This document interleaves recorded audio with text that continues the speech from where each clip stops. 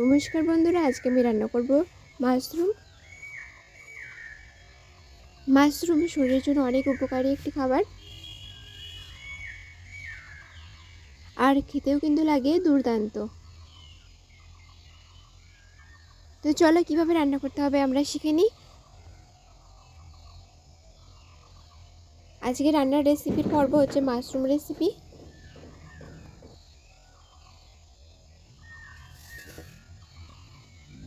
এই রান্নার রেসিপির জন্য যা যা উপকরণ লাগবে আমি আগে সব তৈরি করে নিচ্ছি।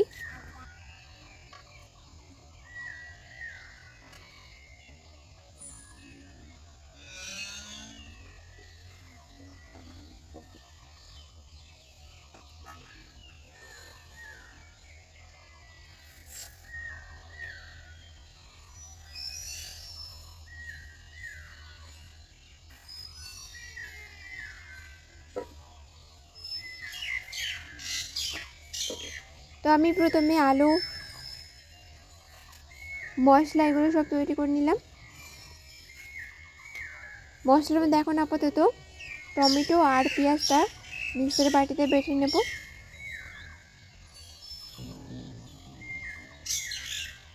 মাশরুমগুলো ছোটো করে একদম কাটার প্রয়োজন নেই। মাশরুমের পিছনে যে শক্ত একটা মোটা বিনস থাকে সেটা আমি কেটে ফেলছি। একটু মোটা মোটা থাকলে বেশি ভালো লাগবে খেতে।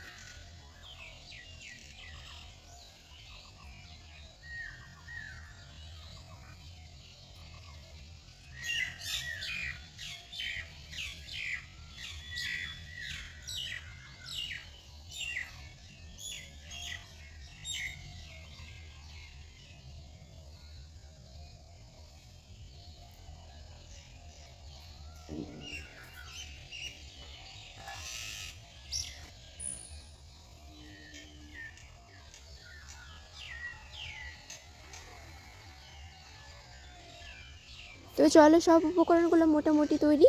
তো এখন আমি রান্না করব। রান্নাটা কিভাবে করতে হবে দেখে নিই। মাশরুমটা সিদ্ধ হওয়ার জন্য আমি এখানে 2 বাটি মতো জল দিচ্ছি, দিয়ে ভালো করে মাশরুমগুলো সিদ্ধ করে নেব। আর মাশরুমগুলো এর আগে আমি ভালো করে ধুয়ে নিয়েছিলাম জল দিয়ে। তো কিছুক্ষণের জন্য মাশরুম ভাপিয়ে নেব।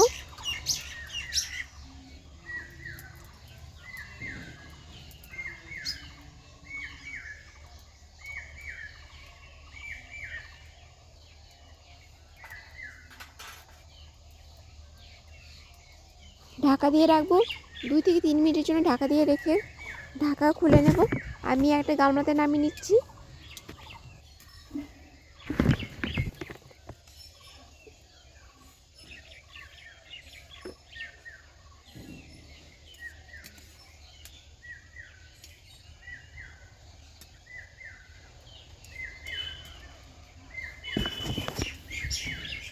এখন গরম মশলাটা আমি ভেজে নেব।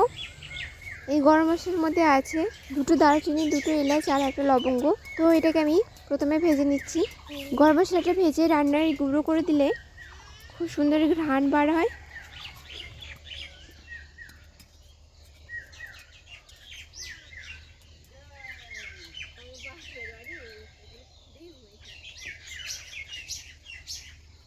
এখন কড়াইয়ের মধ্যে দিচ্ছি গোটা জিরা। গোটা জিরাটা ভালো করে ভেজে নেব।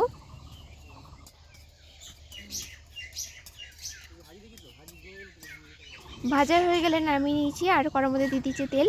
তেলটা একটু বেশি করে দিতে হবে, এই রান্নাতে একটু তেল লাগে। তেলগুলো দিয়ে প্রথমে আলুগুলো ভেজে নেব। আলুতে 1 চিমটি লবণ দিয়ে ভাজতে পারেন, আমি এখন লবণ দিচ্ছি না। সামান্য একটু হলুদ দিয়ে আলুগুলো ভেজে নেব। এতে আলুতে খুব সুন্দর একটা কালার আসবে।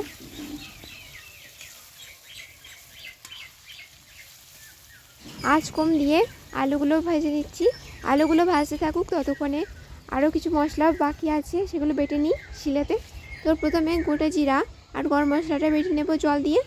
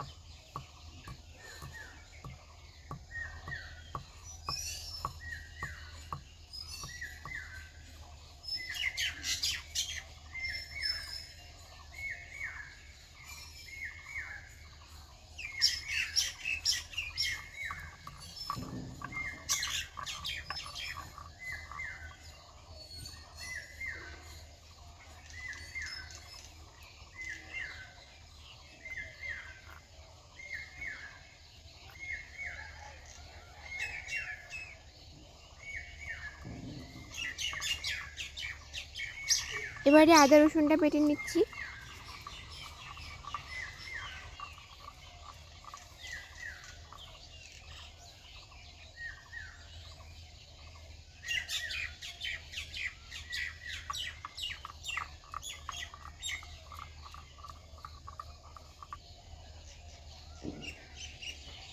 সব বাটা হয়ে গেছে, ততক্ষণে আলুটা আমার ভাজা হয়ে গেছে। আলুগুলো একটা গামলাতে আমি তুলে নিচ্ছি। আলুর মতো মাশরুমগুলো আমি ভেজে নেব। মাশরুমের গায়ে যে এক্সট্রা জল ছিল সেটা আমি চিপে নিয়েছি জলটা।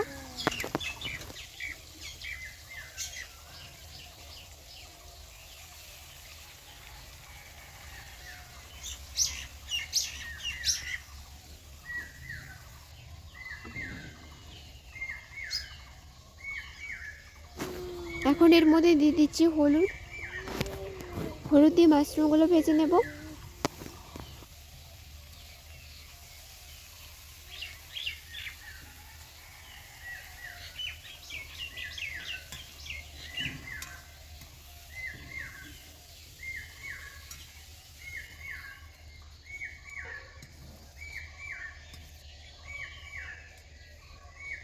মাশরুমগুলো ভাজা হয়ে গেলে তুলে নিচ্ছি। তো কড়াইতে দিয়ে দিচ্ছি তেল। তেলটা গরম হয়ে গেলে ফোড়নের জন্য দিচ্ছি গোটা গরম মশলা, একটা তেজপাতা, শুকনো লঙ্কা ও গোটা জিরা।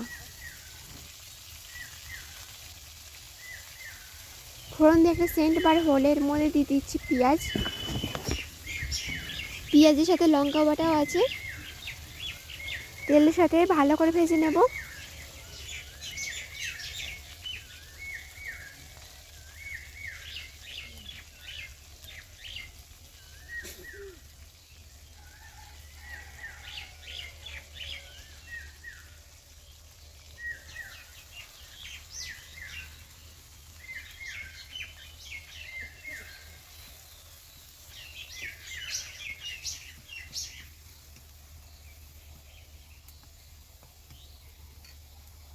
এখন এর মধ্যে দিয়ে দিচ্ছি মশলা বাটাটা। সব তেলের সাথে ভালো করে কষিয়ে নেব। এরপর দিয়ে দেব টমেটো বাটা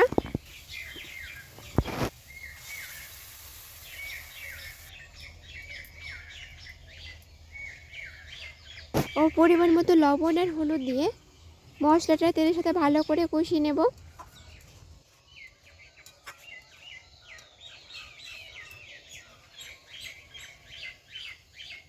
মশলাটা ভালো করে কষানো হয়ে গেলে আলু আর মাশরুমগুলো দিয়ে দিচ্ছি।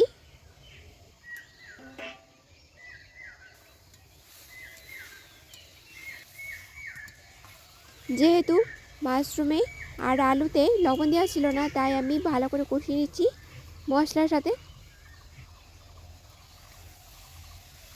এর মধ্যে দিয়ে দিচ্ছি কয়েকটা মটরশুঁটি। সব উপকরণ খুব ভালো করে কষিয়ে নেব।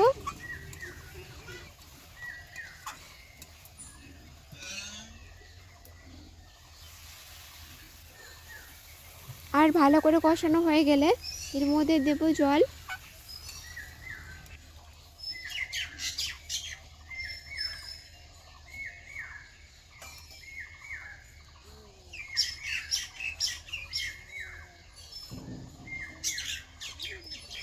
এবার ঢাকনা চাপা দিয়ে কিছুক্ষণের জন্য জাল দিয়ে নামিয়ে ফেলবো। তো দেখুন বন্ধুরা, আমার রান্না হয়ে গেছে এবং রান্না দিয়ে খুব সুন্দর একটা ঘ্রাণও বার হচ্ছে। এখন এর মধ্যে দিয়ে দিচ্ছি ধনিয়া পাতা। ধনিয়া পাতাটা দিয়ে কিছুক্ষণ জাল দিয়ে নামিয়ে ফেলবো। তো আমার রান্নাটা হয়ে গেছে। ভিডিওটি কেমন লাগলো একটা কমেন্ট করে জানাবেন, আর আমার চ্যানেলটি সাবস্ক্রাইব করে রাখবেন। আর ভিডিওটি পুরোটা দেখার জন্য অনেক অনেক ধন্যবাদ।